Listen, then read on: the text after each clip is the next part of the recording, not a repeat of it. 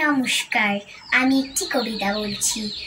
পারিব না, কবি কালীপ্রসন্ন ঘোষ। পারিব না এই কথাটি বলিও না আর, কেন পারিবি না তাহা ভাবু একবার। পাঁচজনে পারি যাহা, তুমিও পারিবে তাহা। পারো কি না পারো, করহ যত্ন আবার।